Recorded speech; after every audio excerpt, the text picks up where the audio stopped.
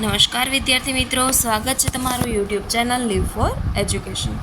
વિદ્યાર્થી મિત્રો, આજે આપણે વાત કરીશું શાળા વિકાસ સંકુલ ધોરણ 9 ગુજરાતી પેપર પ્રથમ પરીક્ષા paper solution most IMP questions આપણે અહીંયા જોવાના છે. ચલો વિદ્યાર્થી મિત્રો, આ તમારું ધોરણ 9ના ગુજરાતીનું આપણે પેપર જોઈએ. આઈએમપી ક્વેશ્ચન પેપર છે. ઓરિજિનલી તમને મારી ચેનલ પર મળી રહેશે, તો ચેનલને લાઇક શેર અને સબસ્ક્રાઈબ કરો. પરંતુ આ પેપર જો તમે પ્રિપેર કરશો તો આરામથી 80% જેટલું આ પેપરમાંથી તમને મળી રહેશે. ઓકે, આઈએમપી ક્વેશ્ચન પેપર છે, તો સોલ્યુશન ચાલો કરીએ સ્ટાર્ટ. ફર્સ્ટ પહેલાં તો વિભાગ એ, નીચેના જોડકા યોગ્ય રીતે જોડી અને ફરીથી લખો. ગદ્ય, સાહિત્ય અને અહીંયા સાહિત્યનો પ્રકાર. ઓકે,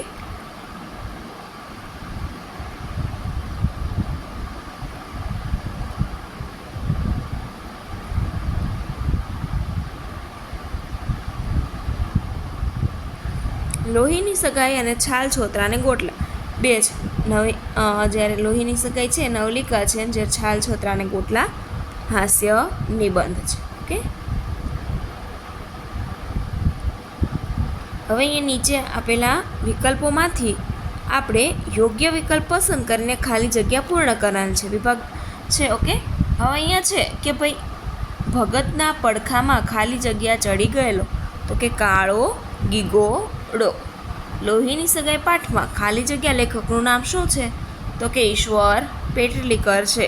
કે હવે અહીંયા નીચે છે કે ચોરીની ભૂલ સ્વીકારવામાં ગાંધીજીની જીભ કેમ ઉપડતી નથી, તો કે ભાઈ અહીંયા છે ક્વેશ્ચન આન્સર જોઈએ. હવે તો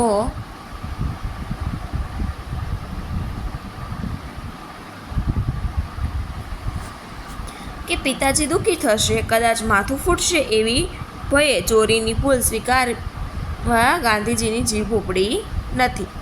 મરકંડી લેખકનું ને શું આપતી? મરકંડી લેખકને શકરિયા અને અમૃત જેવું પાણી આપતી. ઓકે, આગળ જોઈએ હવે નેક્સ્ટ ક્વેશ્ચન નંબર 7. જ્યાં અહીંયા તમને નીચે આપેલા પ્રશ્નોના 4 અને 3-4 વાક્યોમાં ઉત્તર લખવાના છે. તો પહેલું ક્વેશ્ચન છે કે દવાખાનામાં મંગુને જે ઓરડામાં રાખી હતી તે ઓરડો અમૃત કાકી શા માટે જોવા માંગતા હતા? હવે દવાખાનામાં દર્દીને મળવા આવેલા મુલાકાતીઓ વિદાય લેતા ત્યારે દર્દીને અંદરના ખંડમાં લઈ જવા પૂરતું જ બારણું ખુલતું. એ તક ઝડપી લઈ અમૃત કાકીએ 2-3 વખત અંદર જોયું. અંદર 3-4 સ્ત્રીઓ વાળ ફગતા હતા અને એ સ્ત્રીઓ અસ્તવ્યસ્ત કપડામાં ફરતી હતી. એક સ્ત્રીએ તો એમની સામે જોઈને છાતી ફૂટી અને આંખ ત્રાસી કરીને એવી રીતે જોયું કે તેઓ છળી ગયા. આ દ્રશ્ય જોયું અમૃત કાકીને દવાખાનામાં મંગુને તે જ ઓરડામાં રાખવાની હતી એ ઓરડો જોવા માંગતા હતા. ઓકે, હવે એનો અથવાનું ક્વેશ્ચન છે કે ગોપાળ બાપાએ શિવાલયની પૂજા કરવાની ના પાડી. શા માટે ના પાડી? તો અહીંયા જવાબ છે, કારણ આપવાનો છે. તો કે શિવાલયની પૂજા કરવાની ના પાડી કારણ કે તેઓ એમ કે માનતા હતા કે આપણે સૌ મૂર્તિઓ છીએ, આ મૂર્તિઓને રહેવાની જગ્યા નથી મળતી, ત્યાં વળી પથ્થરની મૂર્તિઓને ક્યાં પધરાવવી? હવે સવિસ્તાર ક્વેશ્ચન આન્સર છે. ગદ્ય અહીંયા પહેલાં તો તમને ગદ્ય ખંડ પછી પદ્ય ખંડ બંનેના ક્વેશ્ચન આન્સર્સ આવવાના છે. ભારતીય સંસ્કૃતિની સીધી પાઠમાંથી ભારતીય સંસ્કૃતિની વિશેષતા લખો.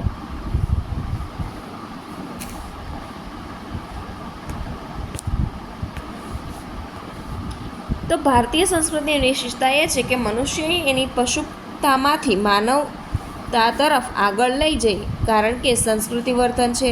તેઓની પાસે સુંદર વિચાર વૈભવ અને આધ્યાત્મિક વિચાર સંપદા છે. ઓકે, તો એમનો ક્વેશ્ચનનો આન્સર છે.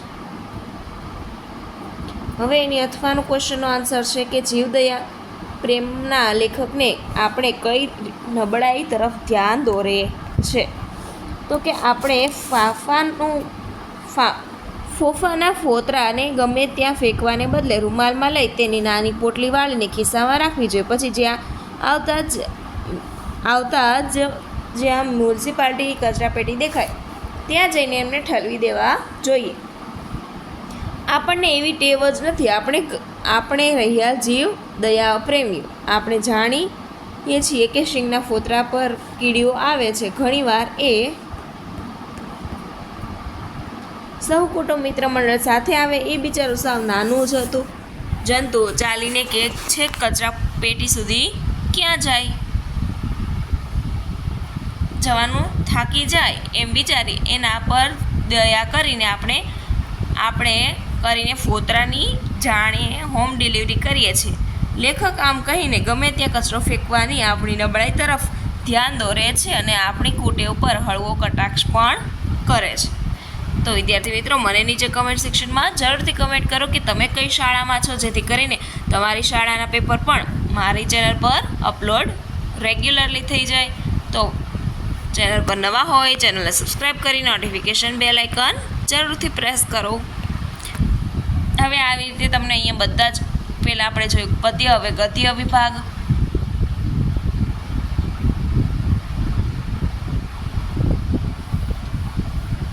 તો સ્ક્રીન પર છે આ બધા તમારા હવે જે કાવ્ય પંક્તિ ઉપરથી ક્વેશ્ચન આન્સર છે એ છે.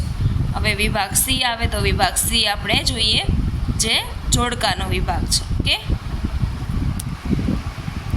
સાચી જોડણી સુધારીને લખવાની છે. પહેલો ક્વેશ્ચન છે ચાંપલિયો. તો આમાંથી ચાંપલિયો રાઈટ ક્વેશ્ચનનો આન્સર કયો છે? તો કે બીજો. કૈલાશ.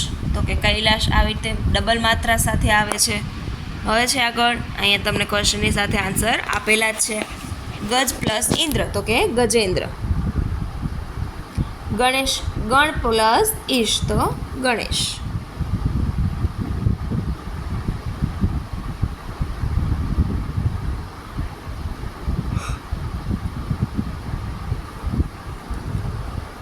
હવે છે કે તે તારામંડળ જેમ શિશિયર શોભે છે, હેમ જડિંગ હીરો. તો આ શું છે? તારામંડળ સમૂહવાચક, એક કરતાં વધારે તારાઓનું જૂથ. સાચો સમાનાર્થી શોધવાનું છે. પેઢી. પેઢી એટલે કે દુકાન. ખોભણ એટલે કે ગુફા. હવે આમાંથી પ્રત્યય શોધવાના છે. વિનમ્ર. તો કે પૂર્વ પ્રત્યય. નીચે આપેલા વાક્યોમાંથી વિશેષણ શોધો. તો અહીંયા છે, અહીં અમારા યૌવન કેરી વાદળીઓ વરસેલી છે. જેમાં અહીં છે જે સ્થળવાચક છે.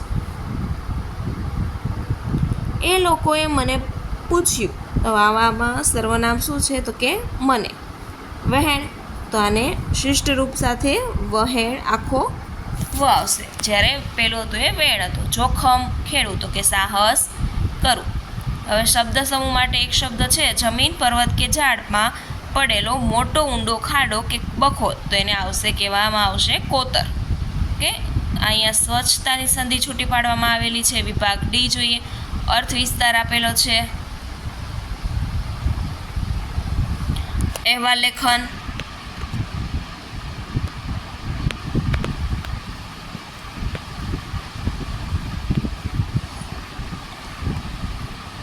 અહીંયા તમને પત્ર લેખન આપેલું છે.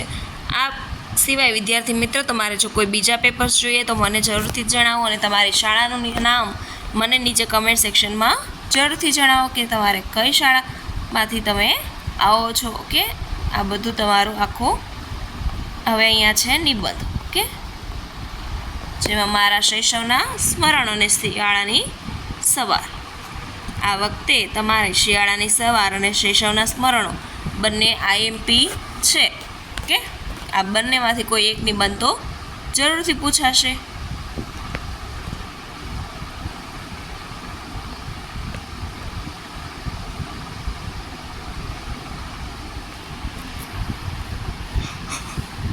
તો અહીંયા તમારા ધોરણ 9ના ગુજરાતી પેપરનું કમ્પ્લીટ સોલ્યુશન જોયું. બીજા આવા જ રીતે વિડીયો જોવા માટે ચેનલ પર બન્યા રહો. ચેનલને લાઇક, શેર, સબસ્ક્રાઈબ કરીને નોટિફિકેશન બેલ આઇકન જરૂરથી પ્રેસ કરો.